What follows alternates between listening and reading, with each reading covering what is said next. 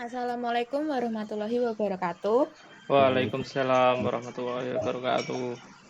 Kami dari kelompok 3 akan menjelaskan tentang tax analisis.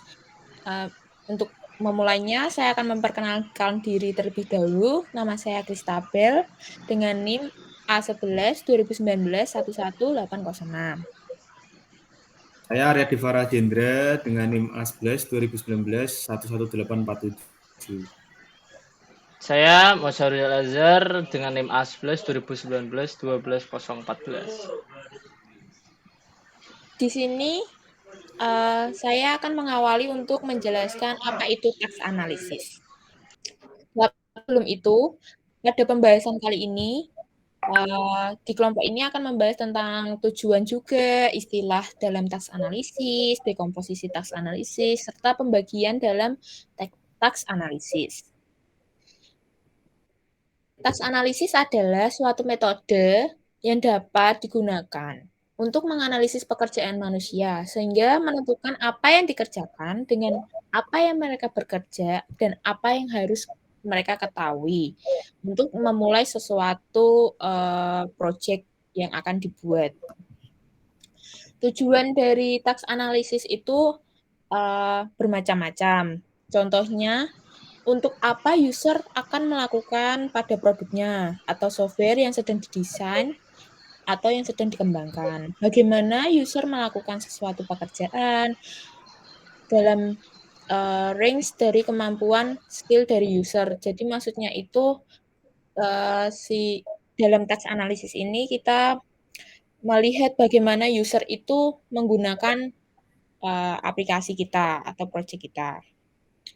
Lalu bagaimana kebiasaan atau sikap user terhadap suatu aktivitas atau pekerjaan. Dan bagaimana menciptakan sistem interface yang berorientasi ke user. Maksudnya itu mudah digunakan untuk user dalam pengaplikasiannya. Kemudian saya lanjutkan, berikutnya kami akan membahas tentang istilah dalam task analisis. Yang pertama ada sasaran atau external task. Yang dimaksud dengan sasaran ini adalah kondisi sistem yang ingin dicapai oleh manusia.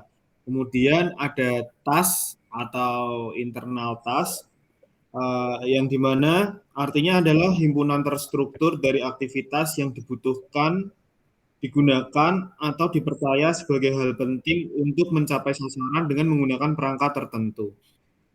Kemudian berikutnya ada aksi atau action, yang berarti yang tidak mengandung pemecahan persoalan atau komponen struktur terkendali. Yang terakhir ada rencana atau metode, yang terdiri atas sejumlah tugas atau aksi yang disusun dalam suatu urutan.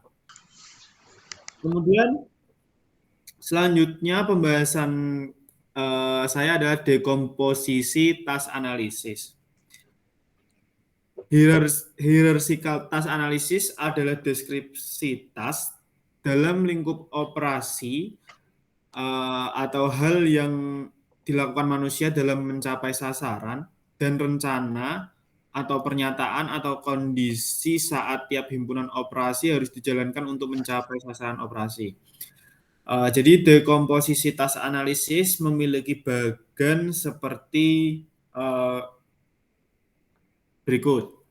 Yaitu yang pertama, menentukan overall goal, kemudian decompose to sub operation, lalu menentukan state plan, kemudian for each sub operation, kemudian menuju ke does the sub operation need further decomposition. Apabila yes, dia akan kembali ke decompose to sub operation. Apabila no, dia masuk ke do any unexamined sub operation remain. Apabila no, dia langsung ke task analysis is complete. Apabila yes, maka dia menuju ke select next sub operation untuk kembali ke decompose to sub operation. Kemudian Selanjutnya ada pembagian task analisis. Yang pertama ada decomposition. 3 bagian kecil lagi yaitu fixed sequence, yaitu tugas pokok yang harus dilakukan, opsional, tugas yang dapat dilewatkan atau tidak dikerjakan, dan kemudian ada cycles, yaitu tugas yang dikerjakan secara kontinu atau berkelanjutan. Berikut adalah task decomposition link. Jadi di sini ada 4 tipe task decomposition link. Yang pertama ada task subgoal decomposition, di mana dia task menuju ke goal. Contohnya adalah membeli tiket kemudian menentukan plan journey. Yang kedua ada task subtask decomposition, yaitu task to task. Contohnya adalah buy tiket untuk kemudian memilih destinasi atau select destination.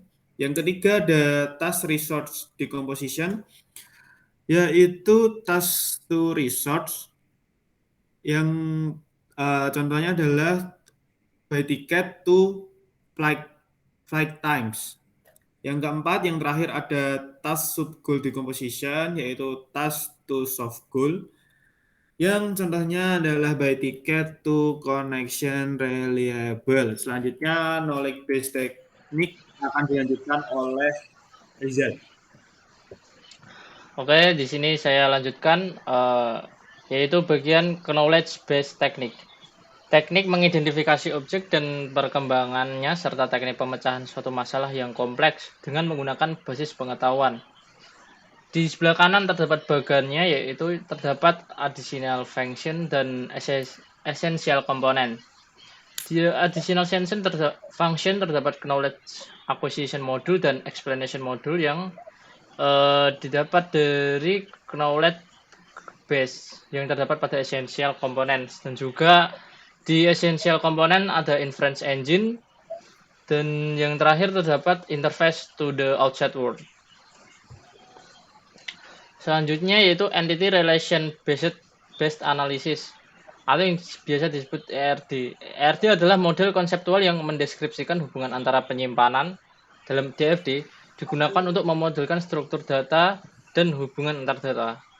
Di sebelah kanan terdapat contoh bagian ERD, yang dimana books itu sebuah entitas yang terdapat beberapa atributnya, dan juga publisher, member itu termasuk entitas. Jika published by dan browsed by itu adalah sebuah relasinya.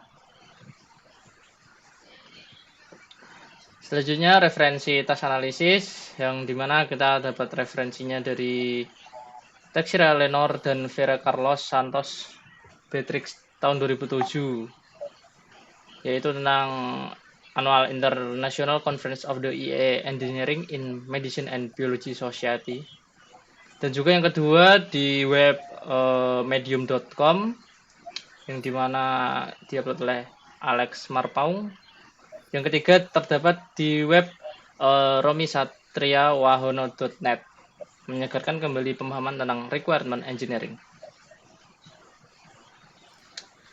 Sekian presentasi dari kelompok 3. Terima kasih. Terima kasih. Apabila ada kesalahan, kami mohon maaf. Ya. Wassalamualaikum warahmatullahi wabarakatuh. Waalaikumsalam warahmatullahi wabarakatuh.